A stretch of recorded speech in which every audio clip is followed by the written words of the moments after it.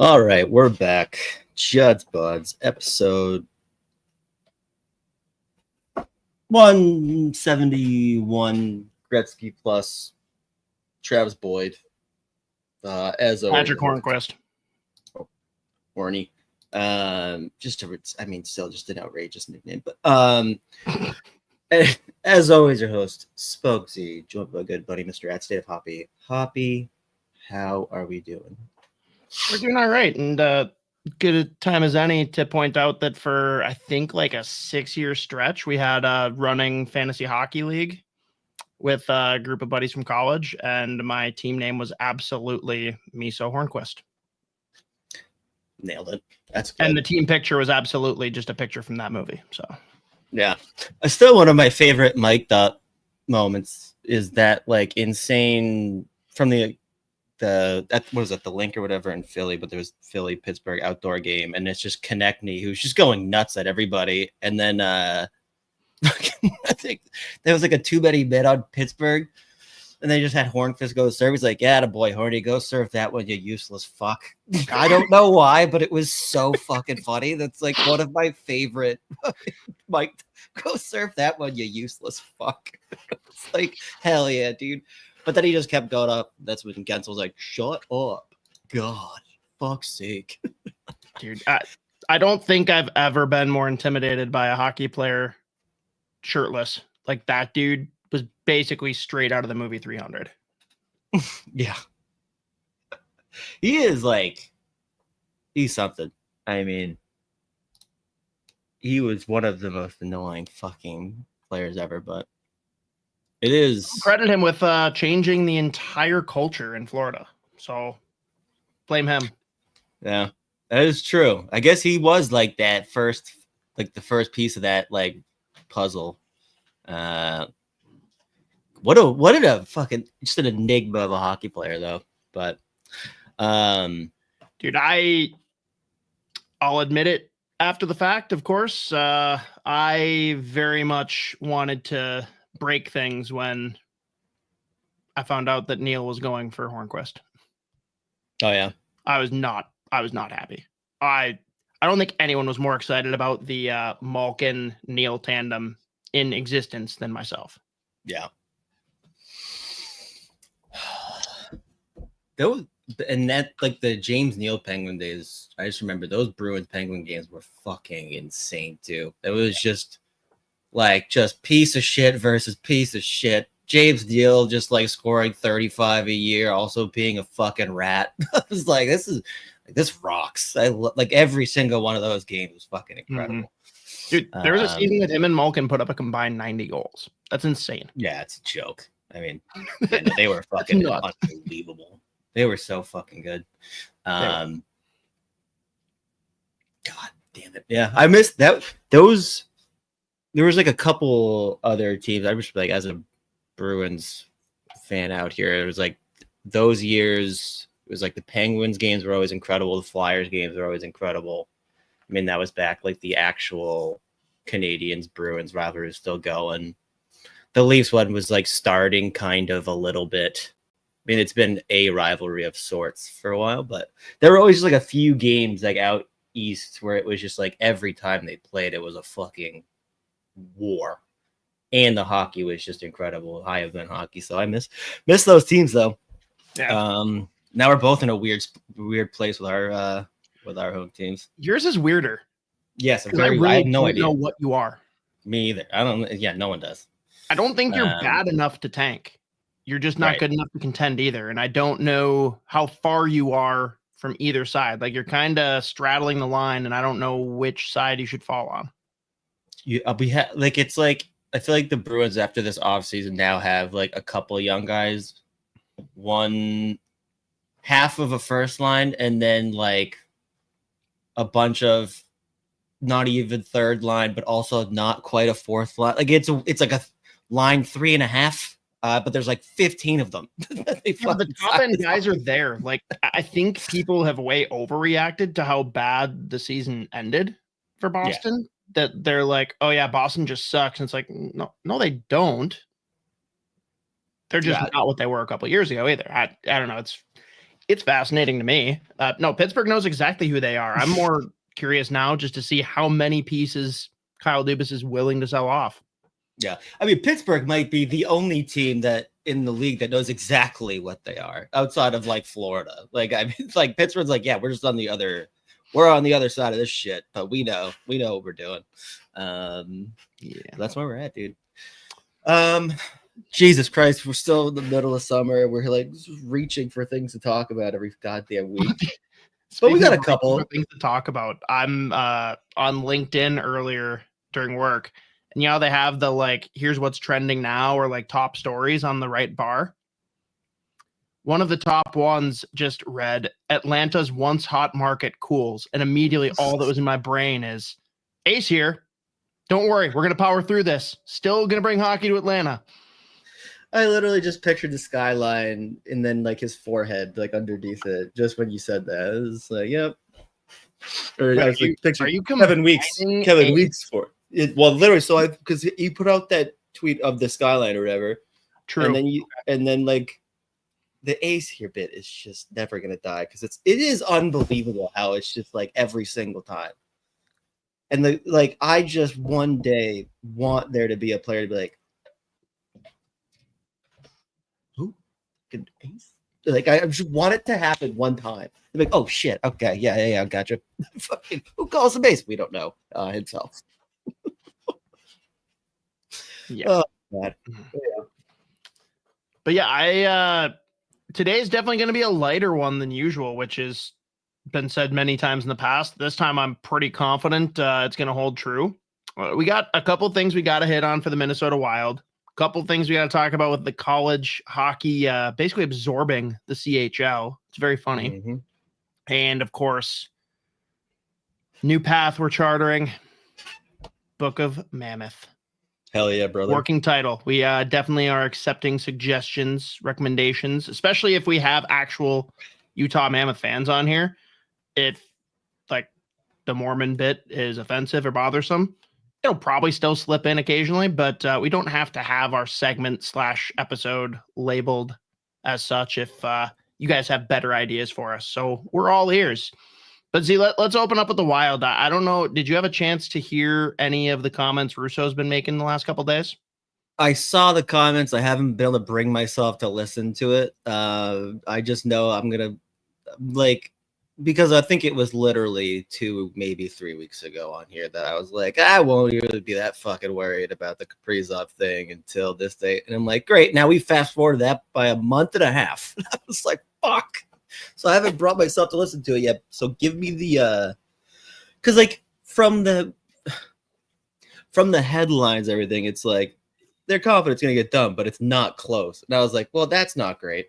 That's like the worst possible thing you could have said, I guess. Like if it's not close, combined with he has a blank check waiting, that sucks. So you tell me, is that literally just like the gist of it?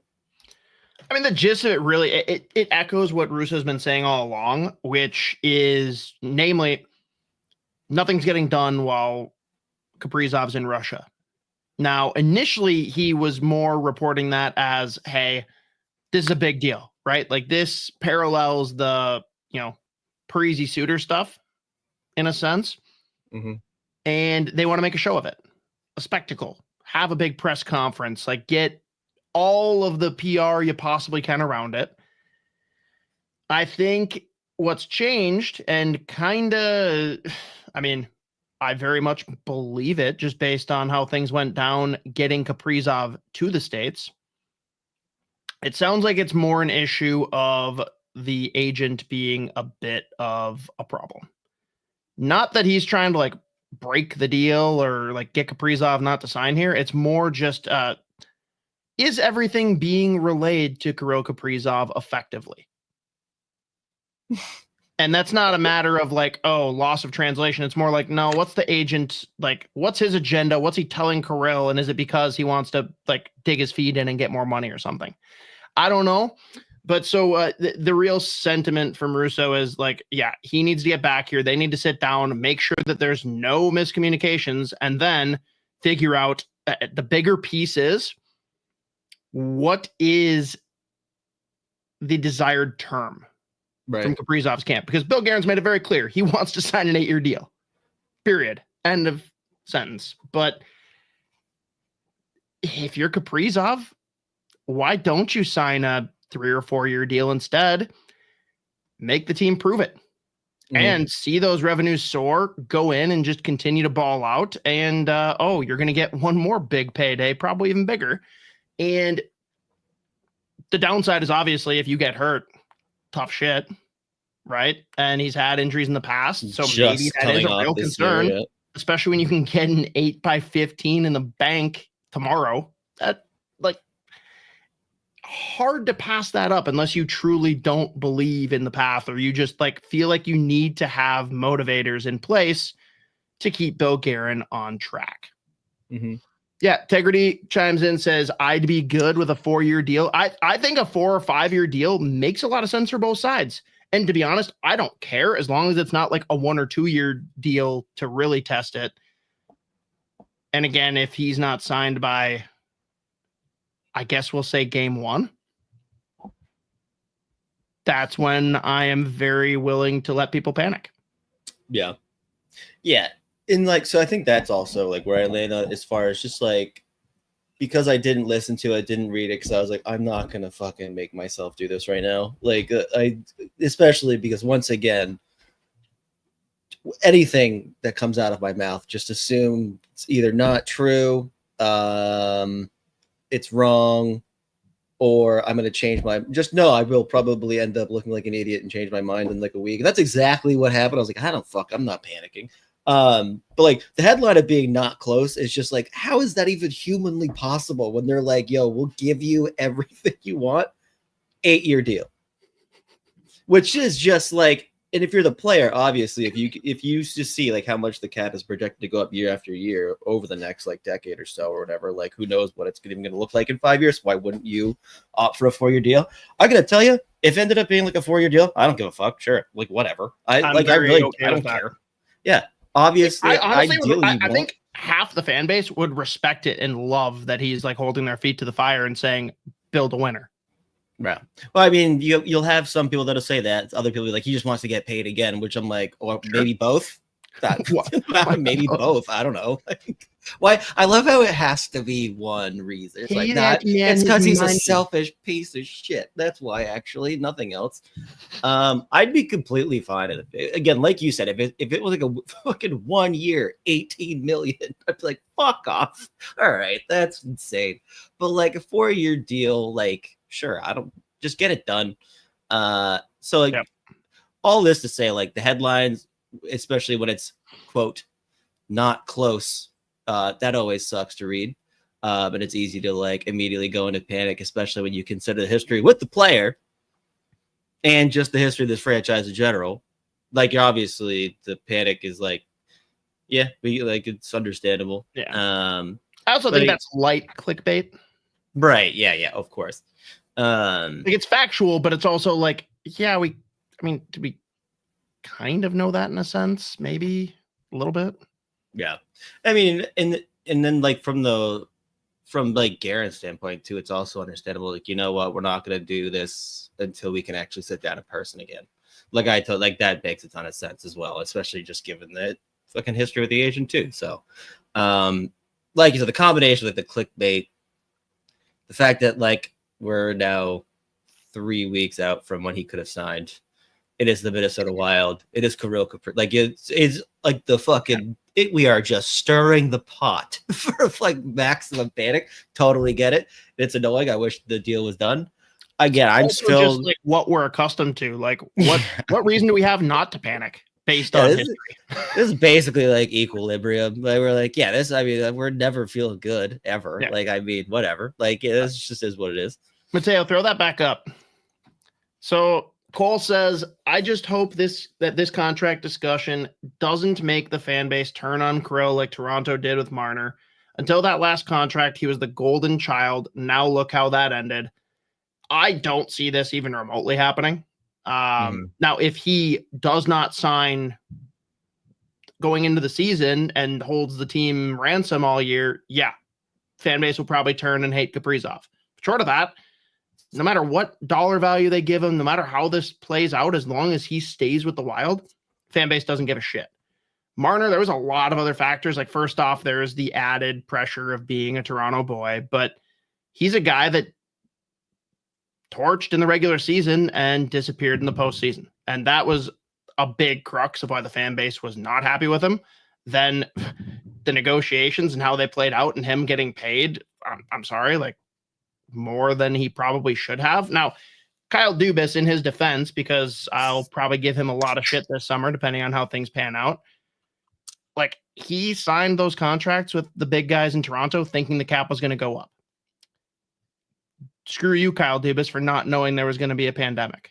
Like that really made those contracts all look so much worse, but still, I don't think the Marner contract should have been as high as it was. I mean, good for you, I guess, making the players feel good, but I just don't see that playing out. I think that Kaprizov is a rung above a Mitch Marner, and I think him being the face of this franchise pretty much since its inception, like the only true elite player, if he ends up back here, it doesn't matter what the dollar value, fans aren't going to give a shit. Move on. Yeah, I mean, I think hockey is one of those sports, or like actually just like the NHL, really, just like as far as like the big sports go and big leagues, like you're always going to have that like section of every single fan base that any player that wants to max out their fucking like earnings, like, oh, selfish, it's about the team. It's like, okay, bro, like whatever, dude. Like, that's just not how this works. But like, yeah, no, the Marner thing is like unique to Toronto as well, where like the frustration from that fan base, like Mitch Marner is the epitome of what pisses them off, where it's like regular season, phenomenal, playoff, game sevens, shit. And it's like, and blames the rest of the team. Yeah.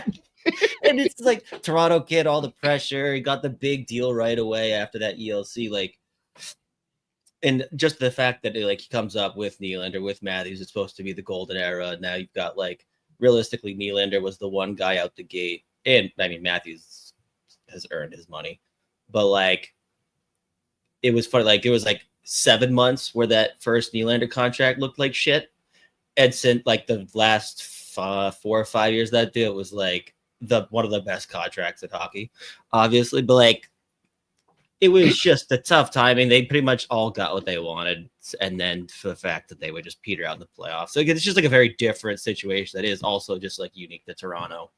But again, with Kaprizov, if he like goes on the season, the one thing that I could see fans really, not like maybe not a majority of the fans, but like people really getting loud, maybe not necessarily turning on him, but like getting really frustrated if the agents out there like talking all this shit, like if they're loud about it, then I could see the fan base be like, bro, what the fuck are we doing?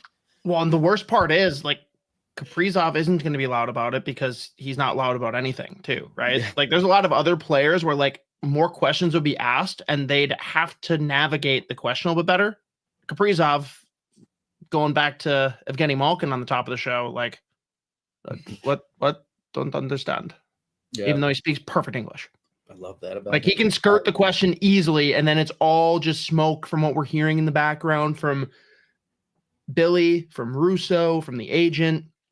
So that almost is like a weird thing where people are going to get really mad, but then you like have the other corner of the internet that's like defending him, like Kaprizov's not saying anything, he's just out there playing hard, he's doing this thing. Like, no, there's definitely an answer somewhere in the middle. Yeah, no, the internet doesn't specialize in the middle. The middle doesn't exist. The middle there's no middle. Middle out. It's only fringe. It's all we got, dude.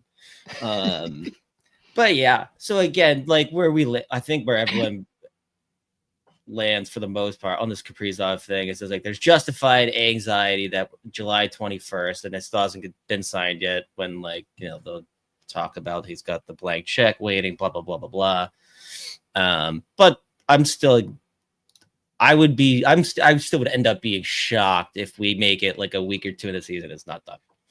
Like it should be, knock on wood, the second that they are sitting down in person again, or at least like in the same country talking. Like I feel like it shouldn't be something that's going to take forever.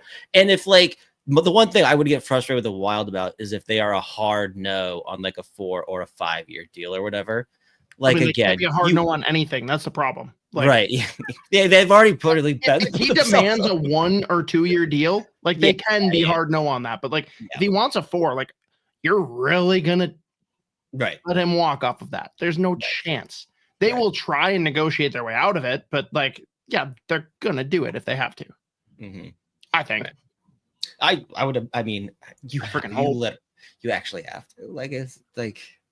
It is very funny that fucking Leopold was like, yeah, he's got a fucking blank check like 8 months ago. We're like, no, don't fucking say that. We all know it, but don't say it out loud. Yeah, just like you're not supposed to say out loud that Bettman's retiring because now he's going to stay for another decade. And look what he's doing. We've got a decentralized draft moving forward. I'm going to choke someone out over that, by the way. I think, was that not exactly what we said was going to happen too? Like, fucking, of course they're going to do it again. Like, whatever. Yeah. I mean, we're not even going to go there. I feel like this is a stubborn like game of chicken though. Like Bettman basically said like this is dumb for us to do, but I'm going to appease the owners. Let's see what we can do to make it as insufferable as possible to make them change their minds. Owners, front offices saw right through that and they're like, you know what? We don't care how bad it sucked. We're just going to say how great it was and that we want to keep doing it. Suck it, Gary. Yeah. Like, God damn it. Like who loses? Fans and players being drafted. Super cool. Sick. But before we completely move on from this part, just because I just saw another comment from Cole up there. One of my favorite clips is Marner screaming, "Wake the fuck up" to the team while being a -3 in Game 7. That is the fact that that's going to be one of the lasting images of Marner's time in Toronto is legitimately incredible. It would have been one thing if he was like the one guy on the team that's like making plays every time he steps over the boards, but no one else has anything. He had sucked the whole since like after like the first 2 games, he sucked. In that Game 7, he was egregiously bad. Now, and then the slow-mo of his face spitting, it's spitting. Like he's literally spitting. He's like, "Wake the fuck up." And everyone's like, "You wake the fuck up, dude." I get it. Zach Phillips, cover your ears, please. I do feel like that got like misinterpreted. Like it's absolutely how you should read it. And like, if I was a Toronto fan, I would feel the same way. I do feel like that was him just trying to like tell everyone like, we suck. Let's figure it out. Like, what are we doing here? Just like taking his frustration and trying to get some kind of rise out of the team, you know? So I don't think he has that. Maybe he does lack self-awareness that much that he's like, awesome. I'm doing my part. You guys got to join, you know, like get on my fucking level. Just got taken totally out of context from what he intended. Problem is it's his fault for the delivery and how he did it. So yeah. No, play stupid games, win stupid prizes. It's just very funny in my head. Like, get on my fucking level. Everyone's playing like me. I was like, oh, really? Blind pass up the middle, down 2-0. He's gonna have that one in his bag too, pretty much, unless he wins the Stanley Cup of Vegas. And I don't know if I see that in the cards, but maybe we'll see. I despise the Vegas Golden Knights with a deep passion that burns, but I kind of also need Martin to win 2 or 3 cups during the lifetime of that contract, and like maybe give him like a Conn Smythe, gets a Selke, gets a Hart Trophy potentially one of these years. Like I need him to just pop all the way off. Yeah, for my own sanity, it'll still upset me a little bit, but it would be very funny. It would be very like, I mean, if he did it year 1, like he pops off for 130 points this year, wins like a fucking Selke, finish second in Hart Trophy, gets a Conn Smythe, and wins a cup. Like that would be so fucking funny. Like I would guess what his early over under is for points. It is so perfect.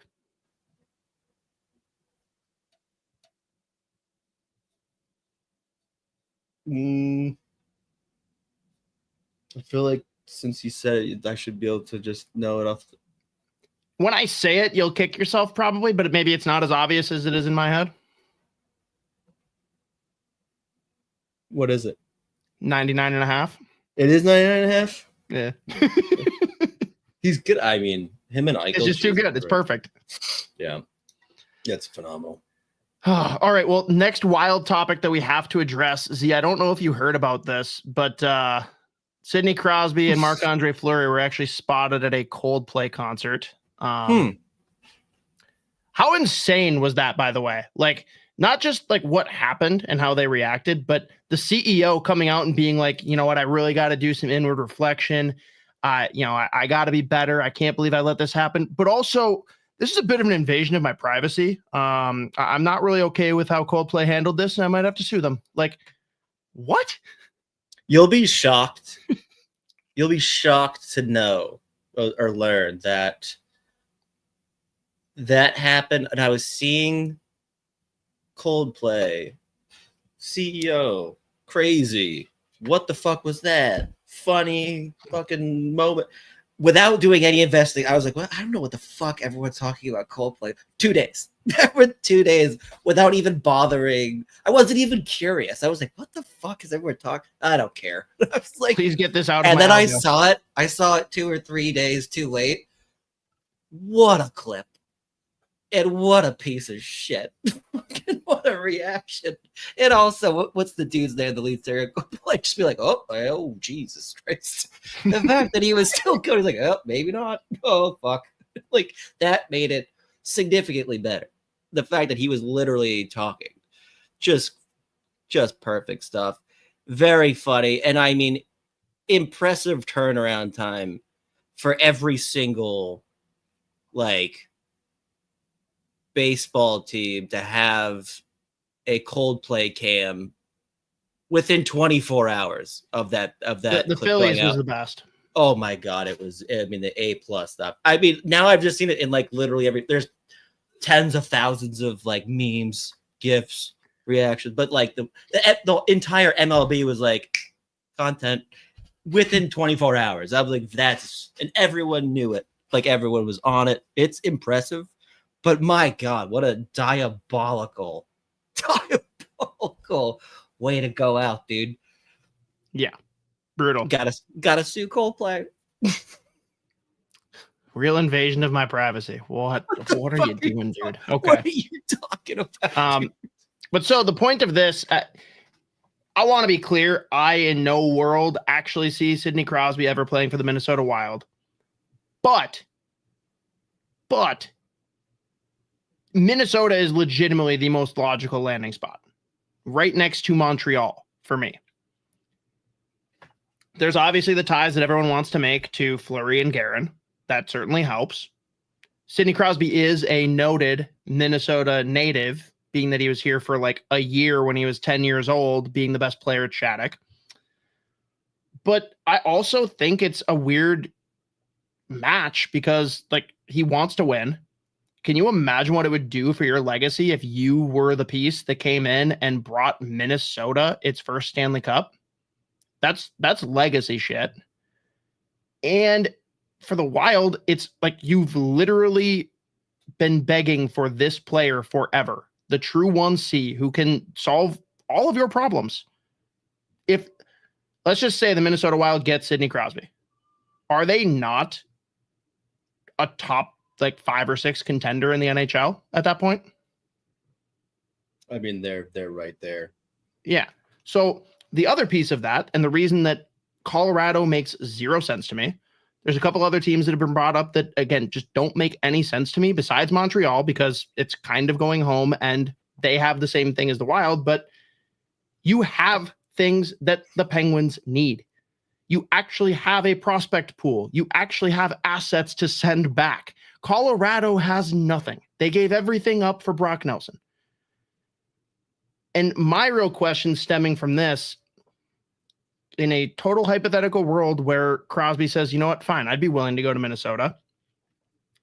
This is where we loop back to our good friends, Minnesota Wild prospects. Everyone, be sure to give them a follow, Facebook, Twitter, MNW Prospects, MNW Young Guns. Who's off limits if Sidney Crosby is on the table? And let's just say reasonably we get 3 or 4 years of Sidney Crosby in Minnesota. Who is off limits? if anyone? Maybe. I feel like there's one name. Zeev. That's it, right? Mm-hmm. Is there anyone else that you are unwilling to trade? Because I feel like there are fans who will have a different opinion than us. Oh, those are my favorite takes. Whereas like we could get Sidney Crosby. I'm not giving up Ryder Ritchie. Fuck you. You'll take Stevie Lescovar at a 3rd round pick and you'll like it. Carson Lambos and David Spacek. It's and a 3rd. Literally, it's the only name on that list is probably Booyah. And so this is the one that I figured most people would mention. So our boy Mateo brings it up. Yurov. I'm telling you, if it's in a package for Sidney Crosby, I'm not even thinking twice. Now, I don't know if that's a guy that the Penguins target because, like, this is the last year of Malkin, and after that, there's really no Russian ties over there. So that might be a little bit tougher, especially given his, what we know about Danil Yurov. But I literally will. I'm not even saying that I would give up Booyah, but I'm not saying 0% willing to give up Booyah either. If you get Crosby in and you don't give up meaningful pieces off your roster, because really for me, it's Booyah for prospects and then like pretty much Faber and Kaprizov, right? Would you do it if Boldy had to be part of the deal? Do you consider that? I mean, you have to. Maybe I get like it depends how much you've already like. No, totally. Like obviously it's the total compensation, but like odds are you're getting rid of some kind of meh contract. I mean, what if you get to send oh man, what if we can get rid of everyone's favorite 4th liner that makes $4 million as part of it? Yeah, Trenyan, Lescovar, and a 4th. Okay, well now we're and they're retaining half of Crosby's 8.7. But like I don't know, man. I certainly wouldn't package Boldy and Booyah, but if it was one of them going back as part of a package, and there's somehow a world where you can move Trenyan out too, like I'm very eagerly listening. Doesn't mean I'm saying yes, but I'm very, very attentive. And anyone that's not Kaprizov, Faber, and Booyah, like yes. I just say yes. Mm-hmm. Yeah, there's literally no, like you, at no point am I saying absolutely not. I won't even have a conversation, regardless of what player you pick off the fucking Wild. Maybe other than like Kaprizov. But like, if you bring up any other player, like Faber is and Faber, yeah. Like, yeah, I mean, if that, and again, we're both on the same page. It's never gonna happen. But like, do you agree with me though that like the fit is there? Like, it makes sense across the board if Crosby was open to it. Oh yeah, I mean, if he's open to it, yeah, that's obviously like the jump start. That for me, it's more. Let's say Montreal just can't pony up a package. Colorado obviously can't pony up a package. And Crosby's like, I want to go, but he cares enough about that organization that he's not going to ask them, like, give me up for scraps. Yeah. You know, I feel like Minnesota is in that like next tier where he's not open to it today, maybe, but could he become open to it if he just gets sick of losing? Yeah. Maybe, right? Plus, I mean, playing with Kaprizov, I think that would be pretty fun. Mm-hmm. And just hanging out with Fleury all the time. Although, as new head of HR, Fleury may drive a lot of people out of the organization with all the pranks. All the pranks, yeah. Unkosher, but... Yeah, I mean, I'd probably even... So I was pretty quick on the trigger there to say yes. I feel like if they were like, would you consider like Boldy a part of it? Like Boldy probably also pretty close to not necessarily non-starter, but he's not quite there. Right. Depending on what else is going with him. at the end, like I think it was it Bill's comment? Yeah. Like the second part of that is true. It's like, well, you can't give up literally every single good player. It's like, all right, well, he's just traded spots with the Penguins. It's like, man, he's got no one else to play with now. Other than like Kirill. But it's like those two versus the world, I guess. But yeah, I mean, as far as like the piece that the Wild to like get them over the hump or like legitimately make them an elite team, yeah, like obviously that fits there. I would be shocked if there's a whole lot of players in the league though that would like agree with like our analysis on the Wild though. Like they suck to play against. Everyone knows that, they always have. I just like, maybe it's just me watching this team forever and like being familiar with the team. I would be surprised if like Minnesota is a team that other players who were like looking to go win or believe it, like I got a couple years left, I want to go to a contender or whatever. I would be surprised if they put Minnesota on their own list, but I don't know. It takes some selling for sure, but I also think part of that is how do they start the year, right? And there's a lot that goes into that. And for this week's Fellowship of the Rink, it is going to be a little bit of a deep dive on the schedule and just like the ups and downs and things to key in on. But I think the big negative, less than the Wild, because I think you can very clearly paint the picture of like, look at what we did when we were totally healthy. Look at how close we were this year. Like this is the first year where I think we all agree that was a capable team of winning in the first round, where we've never really thought that in the past, right? Mm-hmm. I think you pair that with just another year for some of these young guys. The core that we have, we've got the blue line, the goaltending stands up. You shift every center down in our lineup when Crosby gets added, it's a completely different team. I think the real argument against coming here, to your point, less than it is that the Wild are a concern, the West is a son of a bitch. Yeah.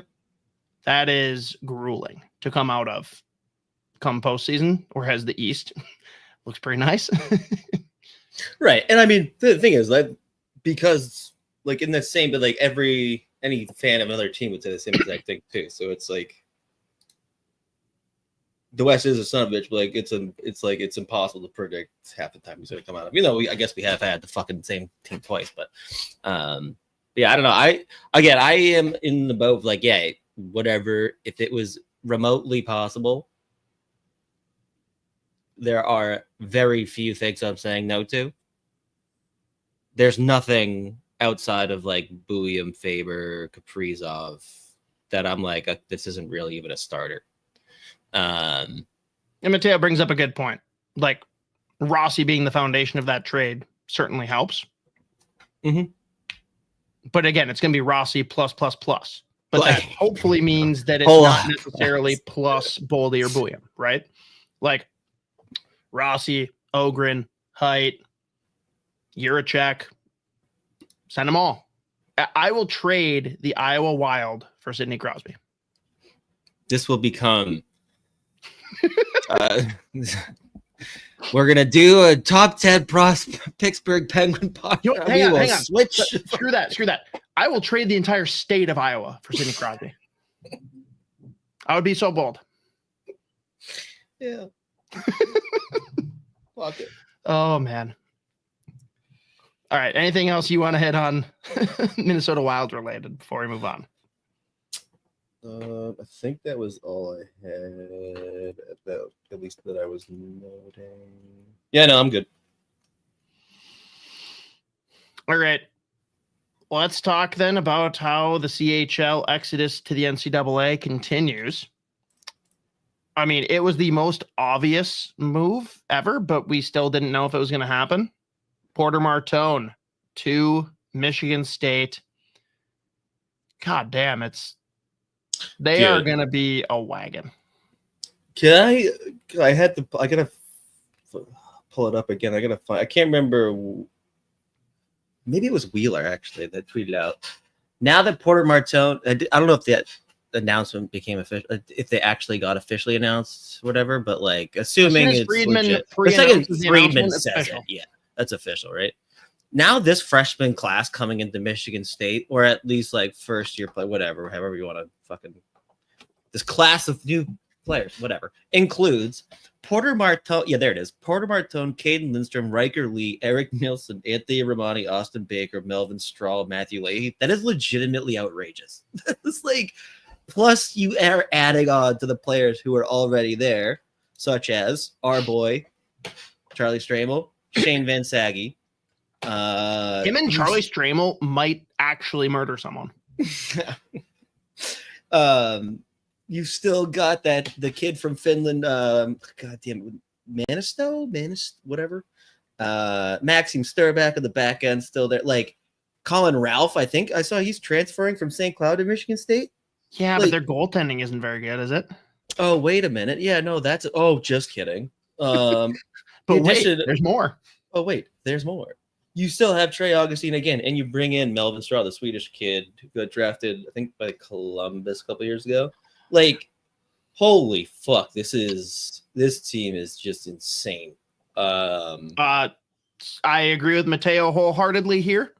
I know he's trying to be tongue-in-cheek about Charlie Stramel, but really where I wanted to go next with this, Z, is do you think Porter Martone does more damage in college hockey than Gavin McKenna? I think they'll be comparable, but I think I would be shocked if McKenna's still not going to be like the favorite preseason. He'll have more points, but that's like, dude, look at Penn State's non-conference schedule. That's why Gavin McKenna will have more points. But like head to head, playing in the same game, like which player is going to take over the game more? And maybe it is still probably it's probably still McKenna. Martone is just such a big boy. He is. And I can't remember your exact words, but you basically like gushed over the physical tool set too. Yes, when he chooses to, like, he's a guy that will take several shifts. He'll take games against him. Right, that's actually a plus. Did you see Phil Kessel's a freshman when he was like 17 years old?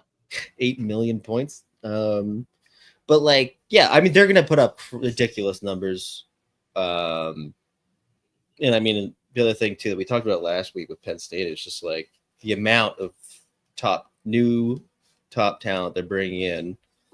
That being said, I still think Michigan State's like the guys they're bringing in like more spread out still, and like different kinds of players. Like again, even just bringing in like a kid like Melvin Strahl, just like back up for Augustine, bringing in someone like Anthony Romani from North Bay, bringing in like Eric Nielsen, who could do a little bit of everything and play up and down your lineup. Caden Lindstrom, like the health thing with him, like the fact that he's gonna be able to play again any role you need him to play, like he can do that. You got Riker, like you have a potential top line of like Charlie Stramel, Porter Martone, and Riker Lee. That's legitimately insane.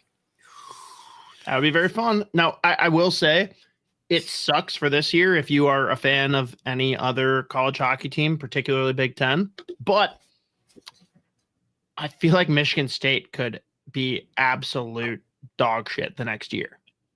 Obviously, they can reload with similar guys, but like, there's a lot of guys that are probably leaving after this year. I think there are definitely a few that will. There's still, even the guys that I'm like fairly confident are going to stay there, they're still going to be a top contender. Like, I mean, I talked about it. I don't know how actually, maybe not as often as. Maybe it was more so in our like smart scouting thing, but Eric Nielsen to me, like I fucking love this player. Huge fan. Like the fact that I didn't even know that he was coming over to play college hockey. Like he's incredible. Again, Riker Lee, I think is a 2 or 3 year college guy. Like he's insane. Caden Lindstrom's good enough to see if like how his health holds up, but it might be like more beneficial to do 2 years in college. Like I don't know. But there are definitely going to be some top guys. Obviously, there'll be one and dones, and someone like Sturback. We'll see what happens with him next year. He's a big part of that D-core. And I mean, again, obviously Trey Augustine going, but like again, for the future, they bring in Melvin Strahl helps as well. So I still think that they're going to be a contender year after year, and they're going to be able to recruit. But that's the other thing too. Like they're going to do this again. Like they're going to bring in like more insane like CHL top talent plus like very, the very possible. I'm just saying they will lose half of this roster. Yeah, you could again. I think you could say the same thing about like Penn State or anyone else that really just like went all in on bringing in like. But, okay, I think that's the argument though against everyone like shitting. People are very mad that Bob Motzko hasn't done more, right? Oh, like, right. Yeah. Why won't Bob recruit the CHL? Why won't he give $1 million to people to bring him in on NIL? Like, there's so many changes. Like, I'm okay pumping the brakes and waiting. Now, if we're like a couple of years removed from now, we figured out the landscape, we know how things are going to go, and there's still just like zero effort, that's a problem for me. But I also think that there's the unknown of what is it, Z? I think it's sometime like early to mid-January that CHL kids have an out clause. If they aren't happy with the way they're deployed, they don't like the college life, they think that they're not getting the ice time they want, they can go back to the CHL. No questions asked. I'm really curious to see how many people dip out. Because do I think that's going to happen with the McKennas and the Porters? No. Do I think that there are a lot of other guys that could be pissed off about their playing time and deployment because they're smaller, younger, they have to adapt to the game, and these are guys that in a normal NCAA schedule, like they're going to get their shine in the back half of the year versus the front half. Maybe they don't have that kind of patience and they just say, screw it, and I'm going back. Like, I want to see how this all plays out. And I think that's where Bob's head is at. It's like, I am not going crazy. I like my roster. I've already got my guys coming in next year. I'm not kicking someone to the curb or telling them, hey, I know you're going to come this year, but I want you to go back and play junior. Like, he's good at his roster. Let's see how things play out. And if he makes zero effort next year looking at potential like CHL guys to bring in, if there's guys that are interested, yeah, I understand the criticism, but I don't know. I'm not going to criticize. We talked about this last week too. Like, this is still a fucking legit roster. Like, that's the other thing. Like, it's like Minnesota's still gonna be fucking good. Like, a really good fucking hockey team. People forget Jimmy Clark's about to fucking go off. Our boy Jimmy Clark, that sick fuck. No, they still have plenty of fucking legit players on this roster. Like, who knows what I think Gophers are going to be so overlooked. It's going to be so fun this year to see him, at least early on, catch people by surprise. Yeah, plus like sophomore year, Brody Zemer. Like, we'll see what he looks like. I mean, there's just plenty of guys. Like, there. I just think Minnesota's also. And I'd rather have Luke T than a lot of these CHL guys, to be honest. Mm-hmm. Yeah. I mean, this team's still fucking really, really good. One of the best teams in college hockey still. So. And I'd have to know, Cole, what the odds were that you got Big Ten against the field for, because I mean, history tells us the Big Ten cannot win the Natty, but like.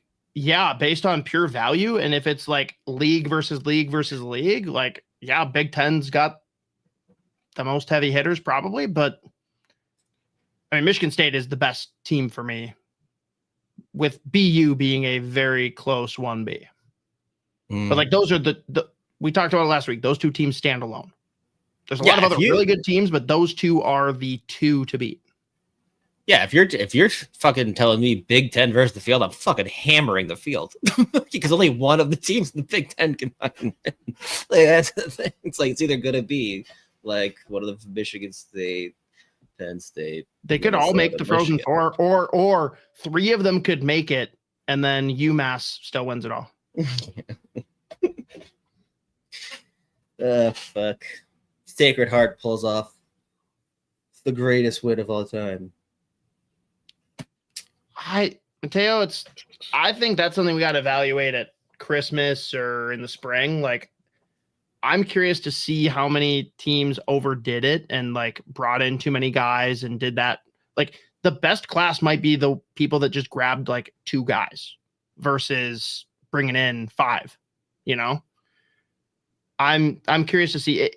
I'm more curious from your angle, Z. Is there anyone else that we should be watching that could be a potential CHL grab for NCAA programs late? I feel like I saw someone mentioning, because I don't think anything came out. Kashawn Akers was another one that people were talking about. Was he thinking about going and playing college hockey? I think it was Cam Robinson, I think, was mentioning like some of the top OHL guys that got drafted this year. in the first round. There were a couple guys that were unsure of if they're going back to CHL, if they're going to go play college hockey. Sim was one of those guys. Imagine him in college hockey, like just murdering people, dude. Let's get him and Rombach on a pairing together.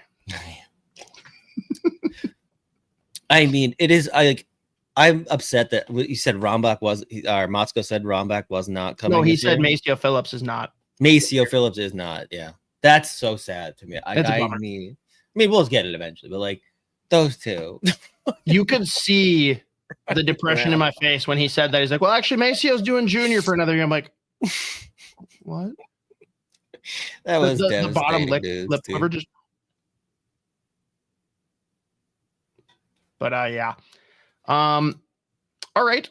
That moves us on to our final segment and most important segment moving forward.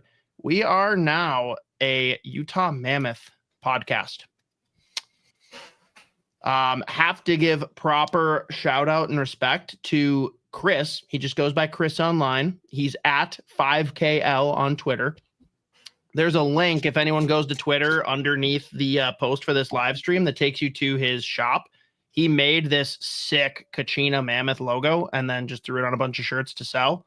As you can see, I bought one before we even decided we were going to do this segment, and it literally showed up like the day after we agreed. I'm like, oh, this is perfect. So yeah, we are full Kachina Mammoth, Book of Mammoth for now. And yes, Cosgrove, that is a rendition of the Elmo on Fire, except it's Mr. Snuffleupagus. Of course, popping out of a book because it is Book of Mammoth. So, yeah. If anyone can come up with a better iteration of that too, I will take it. Give me your submissions because that one was me just kind of trying to make it work with AI. That's as close as I could get. Cool. Appreciate it. Again, guys, go to the link if you want to get your own merchandise with that logo. I think it's incredible. Brilliant. Shout out again to Chris. All deserved. So to lead in, anyone that missed it, we did decide last week that we are going to officially bring in the Utah Mammoth as our adoptive child, I guess, in the NHL. We love them for a lot of different reasons. Z, why don't we lead off? What do you love the most about the Utah Mammoth? Well, I have been a massive fan of, like, obviously just being the prospect guy here, like their draft in the last few years. A lot of their young players combined with the fact that, like, you know, obviously like Logan Cooley comes in over the last few years. Clayton Keller is so fucking fun to watch. He's so cool. That kid. Yeah. And I mean, just the whole project with Utah in general, like, is incredible. But I mean, any new team or like any new market that really starts taking off, I'm always going to be interested in general. But combined with the fact that, like, I liked a lot of their young players that are already on the roster, plus the way they've drafted the last few years, like, to me, it's just a very, very exciting franchise and organization. And like the hockey that they played this year before, like, they were another team that had a bunch of injuries early on too. But they were looking real good at the start of the year. Again, some like big injuries, guys like Marino, like Sergachev. Actually, I forgot like how ridiculous Sergachev's like offensive numbers were this year. I think he almost scored 20. But like the fact that the second they go to Utah, they make all those big moves, they make a couple big time trades, big splashes. Like, it's a team that wants to win. They play an exciting brand of hockey. I love the way that they draft, and obviously that barn's been rocking since day one. So I'm all in. Yeah, I'm all in on the Logan Cooley bit, of course. I still need to try and find a way to get my hands on a Logan Cooley Kachina jersey. Probably too late, but we'll see. I also just love that this went from their owner, Smith, which, very funny that his last name's Smith, but we'll move past that. Like, he wanted an expansion team. And he kind of did the league a favor by taking the Arizona relocation very quickly out of left field. Like, it was pretty much sprung upon him. Not only does he get the brownie points for, like, taking one for the team, I think it worked out way better. Like, look at how things are going in Seattle.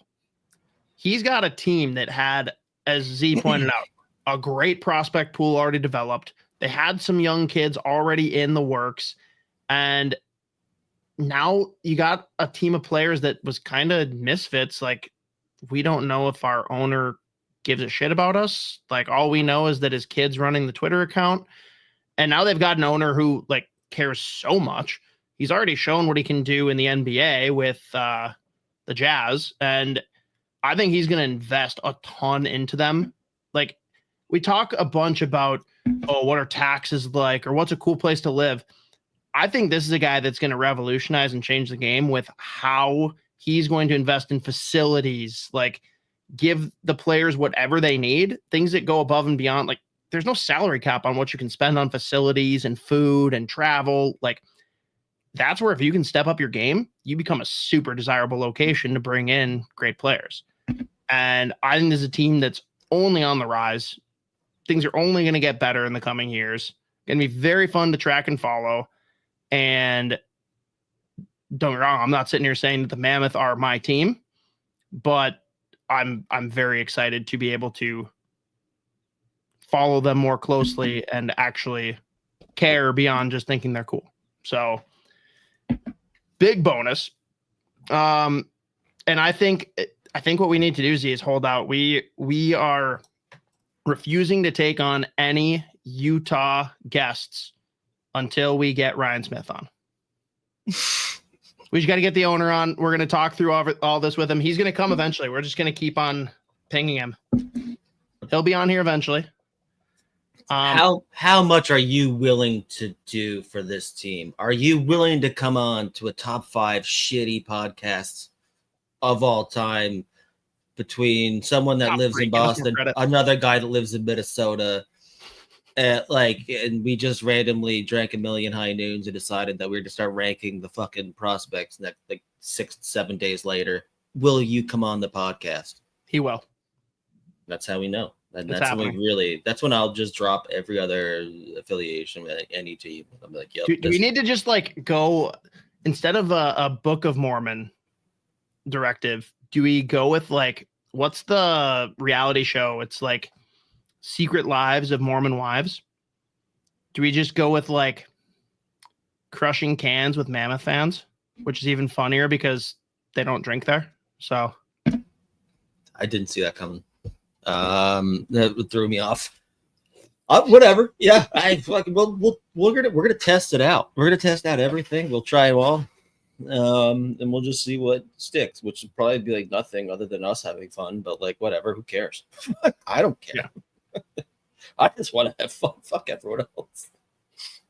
Well, let's get into it then. The first deep dive we're gonna do here for the Utah Mammoth. Let's get into the prospects. The baby mammoths. Is there a name for a baby mammoth? Couldn't tell you.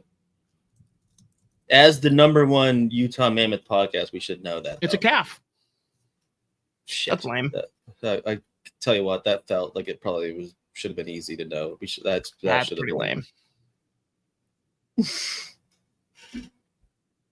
Whoops. Dirty sodas. Tell you what, if there's a dirty soda company out there that wants to sponsor us, we're not going to get any caffeinated sponsors. Bummer. Okay. Let's break it down. You mentioned before, deep prospect pool for the formerly Phoenix, formerly Arizona Coyotes, now formerly Utah Hockey Club. For like 5 seconds, maybe Utah Yeti, now Utah Mammoth. Deep pool, where do you lead in? Like, who is the best player, the premier guy we need to talk about for this group? Ooh, I was gonna go the other way. Let's go the other way then. Who's the bottom? Who's the shittiest? Who do we hate? I was actually gonna do the exact opposite of what you just said. Well, so I did a top 10, a rough top 10. But I threw in a couple of audible mentions as well. One guy I really wanted to put in my top 10, but just missed out was Julian Lutz, a German winger, can play center, but I mean, he's going to be a wing whenever he makes the NHL. Big, heavy shot. 2022 draft pick, second round. A lot of tantalizing aspects to his game. He's got the really good skill. Obviously, he's got an absolute rifle of a shot. Really fun to watch. It's kind of potentially like a boomer bust type guy. Don't really know if there's like a B game necessarily, but he could probably be in your middle six as like just a solid, like a goal scoring third line guy that can fill in the top six at a pinch. If you have injuries, whatever, you can score on the power play. Had a rough first year in the AHL after really lighting up the USHL in 24. And I mean, like that Tucson was an interesting team in general in the AHL, but a bit of a slow start to his pro career. That being said, was tracking off. Like, I mean, he was playing in the German Pro League for 2 years, put up some points there. He also does fucking hit people left and right, plays hard. I think he still racked up some good pims last year in the A, but as far as his goal scoring goes, didn't see it as much, but he can score. And maybe I'd take that back with the B game thing, because he does play super hard. He is physical, but he's a really good skater, good skill, again, great shot, and he hits everything that moves. So big fan of Julian Lutz, but I just kept him out of the top 10 because I'm just not sure exactly what role he ends up in the NHL, but very fun player regardless. A couple other honorable mentions real quick. Will Skahan, fluid puck-moving D-man. Ludwig Johnson, who just got drafted this year as an overager, should have got drafted last year in his draft season. Again, like just a really solid two-way defenseman, really good skater. Can transport the puck, has really good first pass, defends well, can kind of give you a little bit of everything. He's got some decent offense, good hands. So I could see him being a decent 5-6 guy that gives you a little bit of two-way ability, can kill penalties, can be a second power play unit. Big fan of his game. And then Mikko Matika, who played at Denver. Just a big boy. Again, plays hard, heavy, decent shot, can score, but really playing college hockey, like showcase more of like the defensive side of his game. So big fan of him. And then Jonathan Castagna had a really solid year this year. God, what year did he get drafted? I think it was maybe 3 years ago. But another honorable mention. We're going to call him George. Yeah, and I mean, I wanted to throw Cal Thomas in there.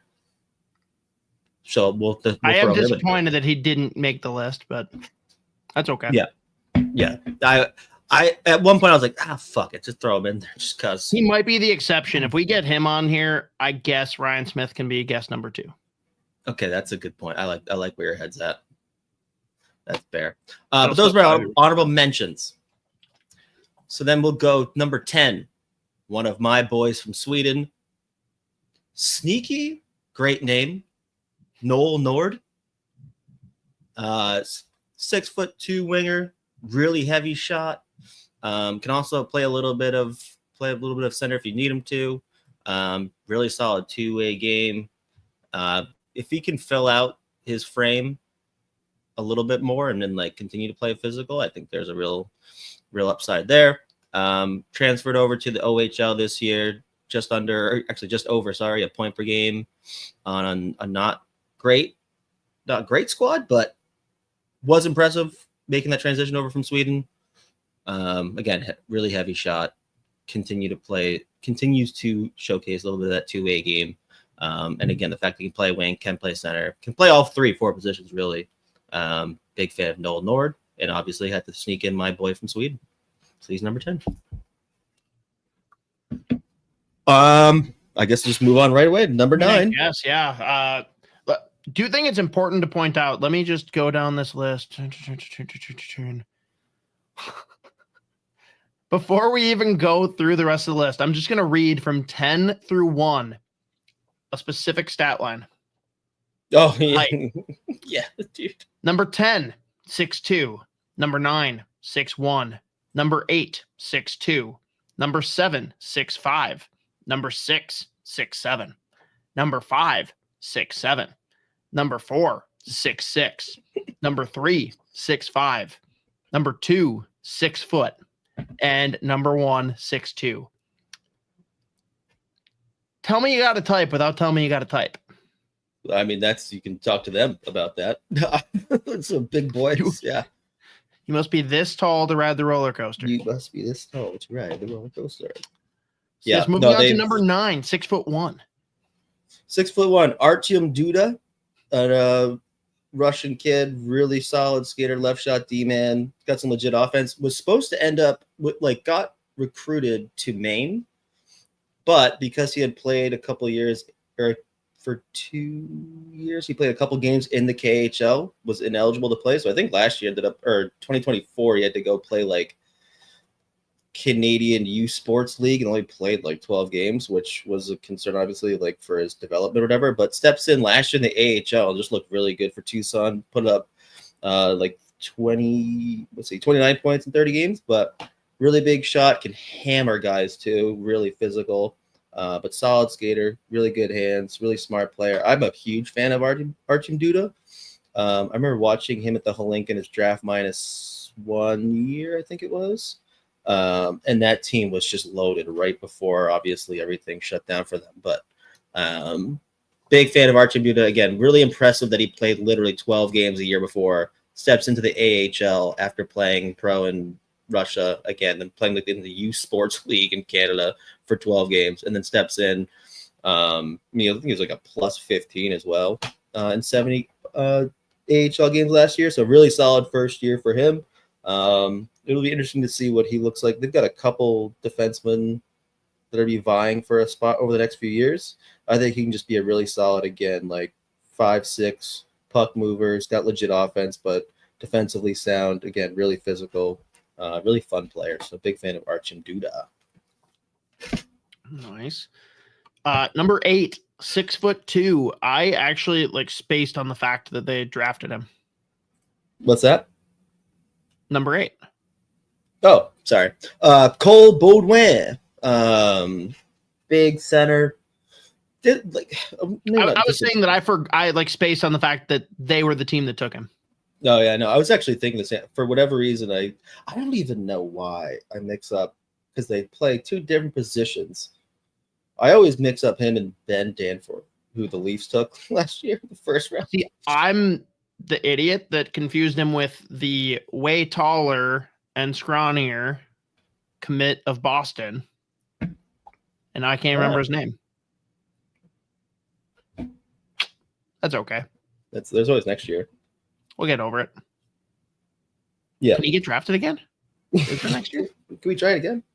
No, but Cole Baudouin, Barrie Colts, 6'2" center, heavy hitter, 2-way game, just a super high energy forward. Probably fills into a middle bottom 6 role. He's going to kill penalties, play a really sound game, but he does have some sneaky skill, can put up points, but last couple of years, or really just last year, I think he's still under a point per game with Barrie. Year before that, same thing, but a ton of OHL experience, always a Team Canada guy. I think he wears a letter the last couple of years for Barrie, but when you talk about the kind of prospects that Arizona/Utah has been targeting the last couple of years, they like the size, they like guys that hit, they're heavy, and they've got a bunch of guys that just play with nonstop pace, energy, and effort or whatever. So a lot of big time compete. I think he's just going to end up being your ideal 3C in the NHL.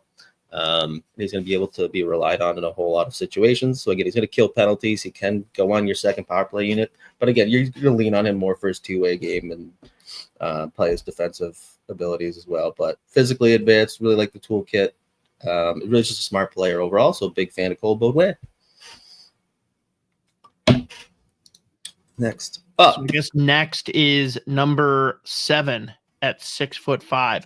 Right-handed defenseman too, so that matters. Also, we didn't talk enough about how sick of a name this is. Mm-hmm.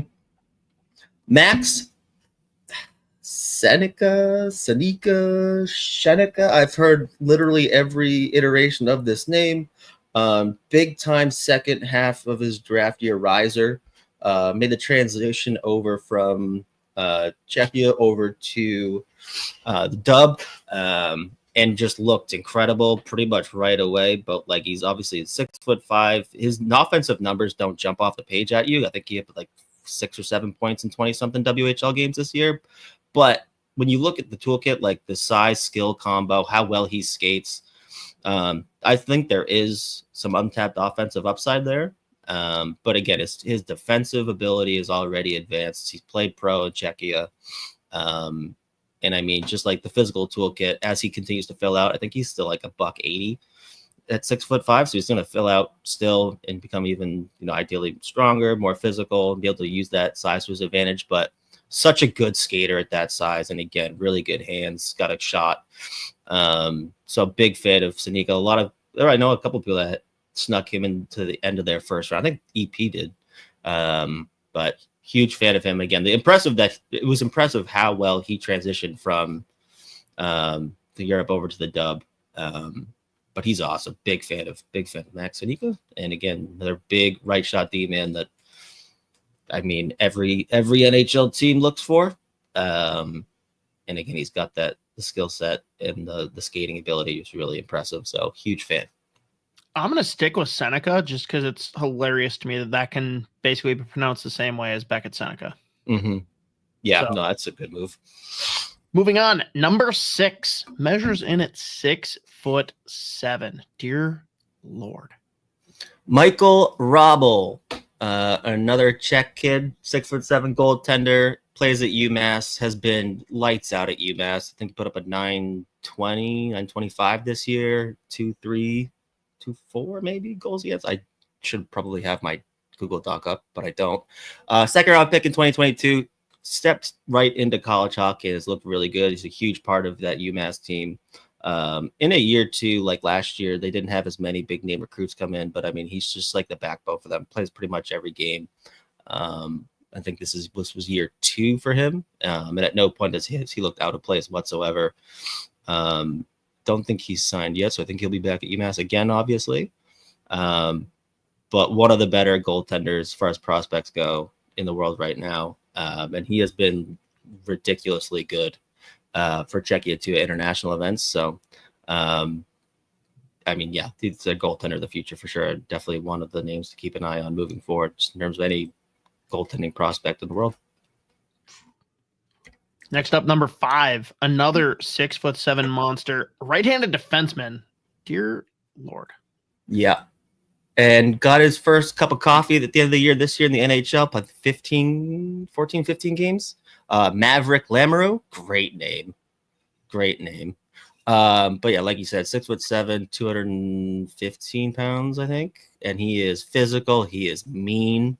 He loves to hit people. Maybe you already know where I'm going to go with this. Draft day. Parents. Yep. Mm-hmm. Yep, that was him. Yeah, tell our Utah Mammoth fans who maybe weren't aware of what happened when he was drafted by the Coyotes. Yep. Gets taken at the end of the first round in 2022. Camera goes right to his parents, who just immediately basically started baking out. It was unbelievable. It was like, oh God, okay, well, that's something. But stepped in this year, played 15, 16 games or so. I think it was 15, now I think about it. But already looks like he's ready to fit in and play. Again, just given the contracts that got signed this year, he's probably not gonna be back playing in the AHL again.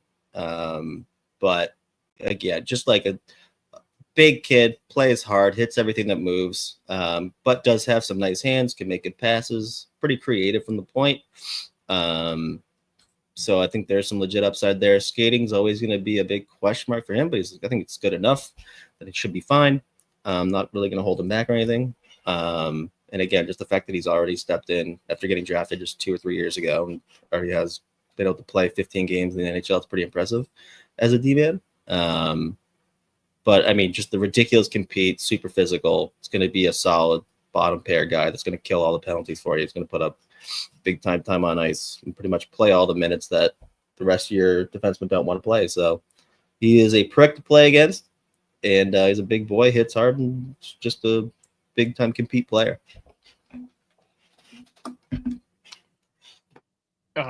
Way smaller. Number 4 comes in at 6'6". Also, arguably the coolest name in the pool. Yeah. 6'6", left wing, right shot left winger, Daniil Boot. Played last couple of years, played in the KHL and put up some impressive numbers for a young player on Locomotive. I think 2 years ago put up 21 points in 55. Yeah, there it is, 55 games, and then 28 points last year. And obviously he's signed, so I don't know where he's going to be playing exactly next year. In all likelihood, if he's coming over, he's going to be in the AHL, but maybe he still ends up playing in the KHL. But already looks, I mean, he's already played an impressive amount of pro hockey at such a young age over in Russia. Can score goals, really creative with the puck. As a draft -2, I remember watching him like in the NHL playing like against 20-year-olds and just lighting it up. But moves really well for his size. Again, ridiculously solid offensive toolkit. Could make plays, can score goals. Really fun to watch. Big fan of Daniil Boot. And again, just the fact that he's already played like over 100 games in the KHL is very impressive. Yeah, draft -2, he played like 15, 16 games in the KHL, which is ridiculous. So he rocks. Number 3, measuring in at 6'5". Fun anecdote for, again, Mammoth fans that maybe weren't familiar because this all happened in the Arizona regime, but left-handed defenseman Dmitry Simashev got taken 6th overall in the first round of 2023. Going 12 in 2023 was Daniil Boot, and apparently they're like best friends. And Simashev was being interviewed as the pick happened, and he's like, wait, who got picked? They're like, Daniil Boot. He's like, holy shit, that's my best friend. Like, what? So very funny, but continue, because I know this is a guy that you kind of gushed over draft year. Yeah, well, I mean, it was like another he was your number 1 D-man on the board, right? Maybe I'm trying to think the other D-men in that class. I think so, though. Was he better? You were just like higher than consensus on him for sure. Yeah, maybe that was because a lot of people thought this was a reach, didn't they? And you were like, no, love it. I think there was like a lot of mixed opinions because when you looked at his like offensive numbers, like I think he had an 18K. Was it 18? I don't know why. I feel like it is 18. I think he played like 18 or 19 games in the KHL in his draft year, and it was like 0 points. And even when he was playing in the MHL, he wasn't really putting up points, and it was like borderline confusing because I mean, at his size, the skill that he has, how good he is on the puck, it like defied logic that he wasn't like getting points.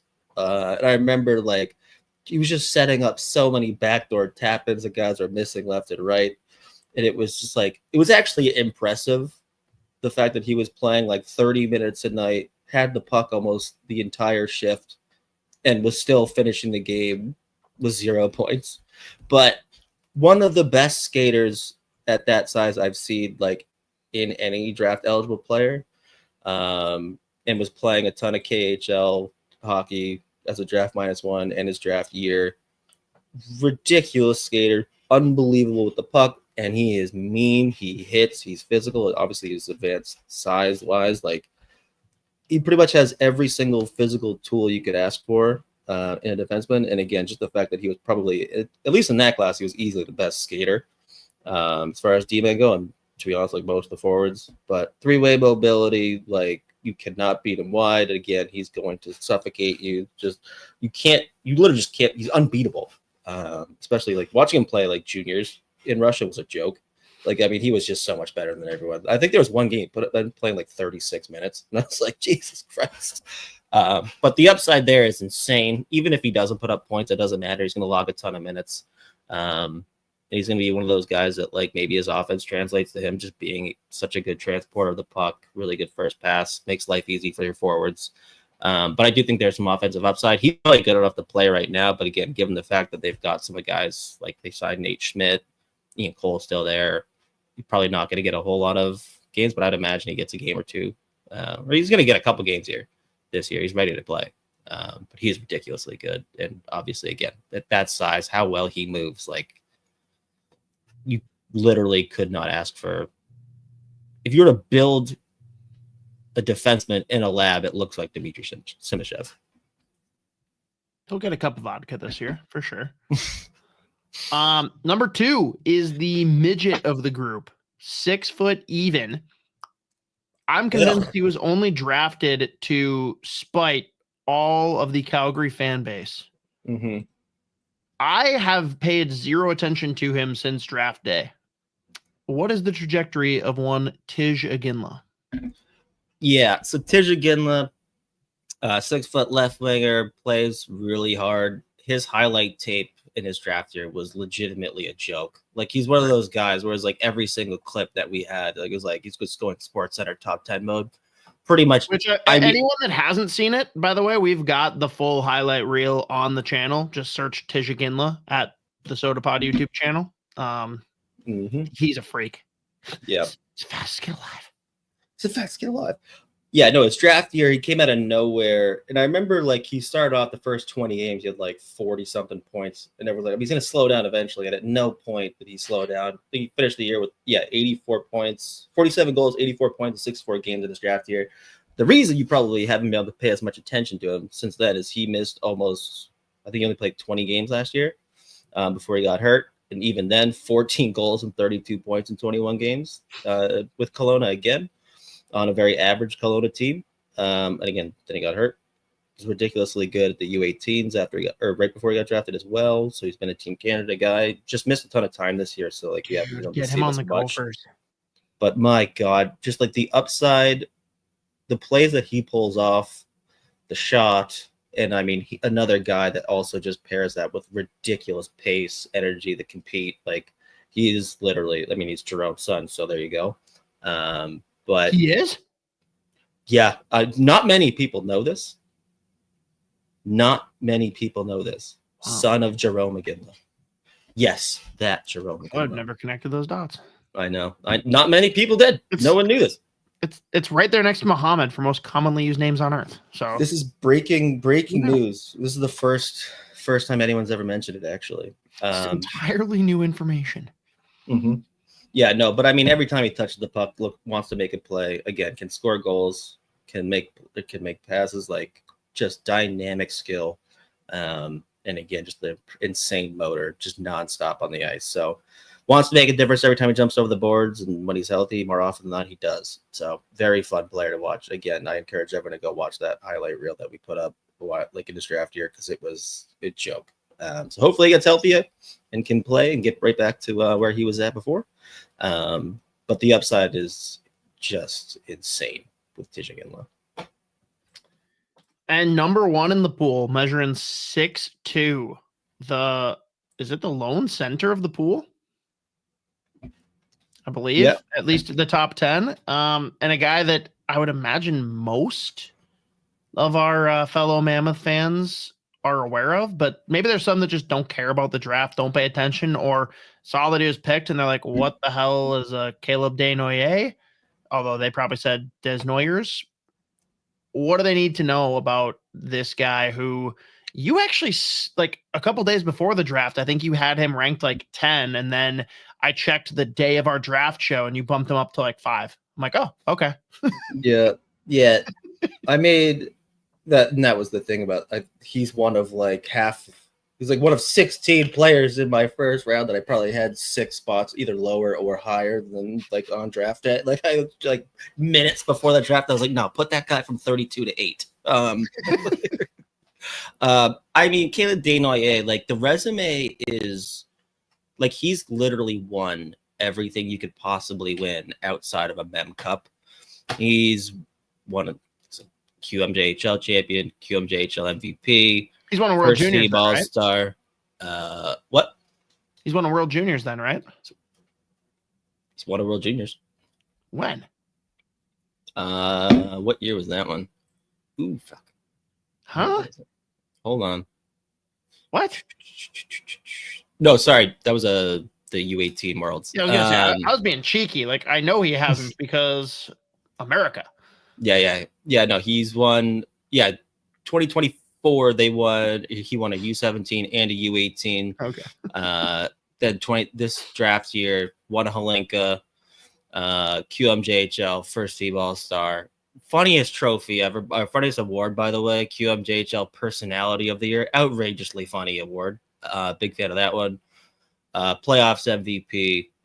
And a big reason I ended up putting him way higher. I mean, he literally jumped 5 spots on the list. Was we found out like halfway through the year he like fucked his wrist up, and then like I think also fucked up his other hand. Was And playing dominated. Yeah, was legitimately dominating. But the ideal two-way centerman, again, solid defensive habits, can skate, can make plays, can score goals. He just kind of like he just plays such an NHL style, really smart, obviously. And again, just the fact that he's won literally everything outside of, I guess, there you go, World Juniors, but has literally won everything else. Just an incredible player. So the other day he probably tops. I don't know if I necessarily put him in the category of like 1C out and out, but I think like he's going to be just a solid second line center that plays on your first power play, and it's going to doesn't need to be a 1 when you play with Logan Cooley. There you go. But yeah, I mean, there's really not a whole lot of aspects of his game that you can like nitpick on. So, once he gets fully healthy, I'm excited to see what he does next year again, because I mean, it's the Q, so he's gonna like somehow put up even more points. And I mean, he just affects every area of the game. So plays a ton of minutes, and what he did this year on like half of one arm is insane. So ton of upside there, and super, super high floor. And there you go. First rendition of the Utah Mammoth, the Book of Mammoth. Book of Mammoth, Pod of Mammoth, crushing cans with Mammoth fans. Just wait till they find out that we have the prophet Joseph Smith in the network. We're set. Ideally, we bring him on every once in a while for a segment, but like we don't let him do any research. What are we talking about? What? Into the don't tell him. Just, he's gonna be on for 10 minutes. We're only what should I be prepared for? Like, just whatever's like happening with the Wild. Oh, hey Joe, by the way, we're actually gonna get into Utah Mammoth. Yeah, what do you think? He's a big Logan Cooley guy, so like it plays. What do you think about the future for Ilya Fedotov? What do you think about his development so far? The 03 left winger. Right on par with Vlad Firstov. Trying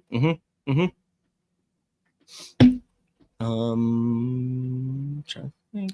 Dude, we might have to mess around if we're really bored this summer. Do a mixed pool ranking of like Minnesota and Utah. Like have them layered within, just like who's the best across the pools. That could be fun.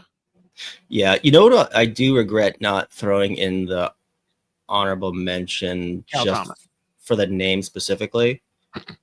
A goaltender they took this draft class, Ivan Kachenko. Like his last name is TKACH-TKACHENKO. The way you pronounced it though just gave me all of the Forgetting Sarah Marshall POP vibes.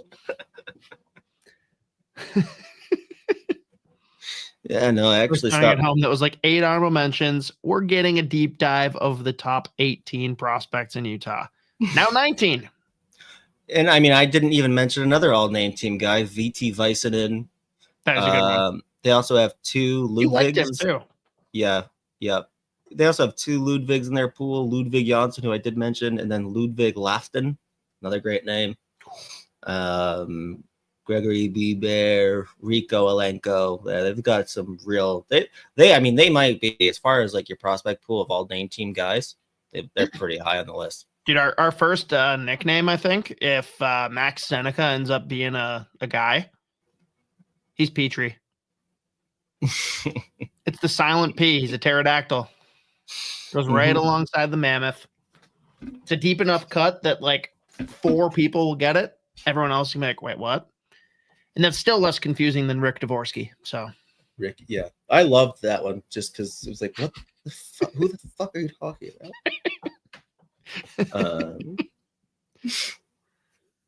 They do. I kind of actually, you know what? I should double check this. Make sure I am thinking of the right. Yeah, there it is. They also have another goaltender in their pool who is technically signed. He's in the ECHL. Anson Thornton. He's part Canadian, part Jamaican, and he actually just represented, or he recently, not recently. So he's PK Subban. It was like 2018, 2019, maybe it's 2020. I don't know. He did play for Jamaica at, I forget what the tournament's called. But they've got him too. Bobsled? Yeah. Well, yeah, that's it. That's all I got. That's a solid episode. We kept it pretty close to an hour and a half. That's heroic for us. Mm-hmm. It was impressive. I might say, if I don't say so myself. Trying to think if there's anything. I feel like there was something else I wanted to mention, but I can't remember. So I'm probably lying. It's a good chance. Very good chance of lying. I don't know. We can end it. Unless anyone's got something else they want to throw in there. Is there any other anything in the chat that we didn't talk about? Probably not. I mean, there's like 3 people here. Except for the ones occasionally from Cosgrove that might get people mad. Although I think they're funny. So Cosgrove, please keep doing them. Yeah, don't stop. I mean, this one's not even that bad. This is just funny. Hoppy wants to be Smith's second wife.